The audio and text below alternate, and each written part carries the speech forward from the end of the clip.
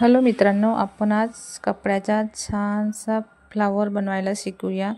एक 4-5 तुकडे 3x3 चे 4x4 चे कापून घ्यायचे चौकोनी तुकडे आणि त्याला असे 4 पदरीस फोल्ड करून व्हिडिओमध्ये दिसते त्या प्रकारे कापून घ्यायचा आणि कमीत कमी 5-6 पाकळ्या सुई धाग्याच्या मदतीने तयार करून घ्यायच्या आणि सुई धाग्याच्या दोऱ्याला ओढून घ्यायचं आणि छानसे घट्ट गाठ बांधून घ्यायची आणि त्यानंतर एक छोटासा छानसा फ्लावर तयार होतो आणि तुम्हाला आवडेल अशी बटन फ्लावरच्या मधात एक लावून घ्यायची। 1 नंबर फ्लावर ब्लाऊजच्या डिझाईनमध्ये लावू शकता आणि अस्तींवर आणि तुम्हाला जिथे चांगले वाटेल तिथं तुमच्या सोयीनुसार लावून आपल्या कपड्याला छानसा लुक देऊ शकता।